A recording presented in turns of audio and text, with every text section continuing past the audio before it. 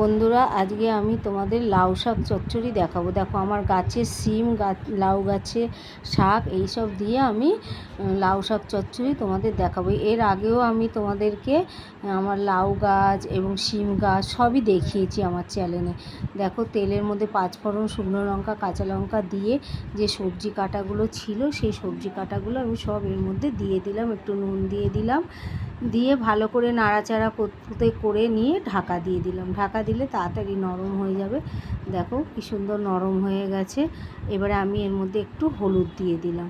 হলুদটা নেড়ে চেড়ে ভালো করে নেড়ে চেড়ে নিয়ে এর মধ্যে আমি যে শাকটা কেটে রেখেছি, এই শাকের মধ্যে ওই লাউ শাকের মধ্যে আমি একটু বাঁধাকপি পাতা কয়েকটা দিয়ে দিয়েছি। আপনারা এরকম দিয়ে দেখবেন, খুবই ভালো লাগবে।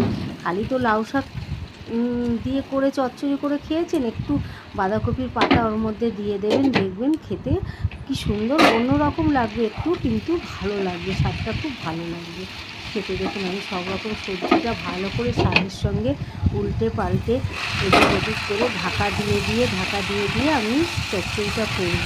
যত কম জল দেবেন তত স্বাদ ভালো হবে। আমি জাস্ট ডাঁটাগুলো একটু সেদ্ধ হওয়ার জন্য খুব অল্প সামান্য জল দিলাম।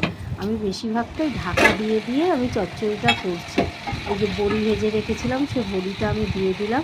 এবারে আপনারা শাক চচ্চড়িতে যেমন মিষ্টি খান সেরকম পরিমাণ মিষ্টি দেবেন, আর যেমন নুন খেতে ভালোবাসেন সেরকম কম বেশি সেরকম নুন আর মিষ্টিটা আপনারা দেবেন। দেখুন এই দেখুন আমার লাউ শাক চচ্চড়ি একদম শেষ। আপনাদের যদি চচ্চড়ি বানানোটা ভালো লাগে, লাইক, কমেন্ট এবং শেয়ার করবেন।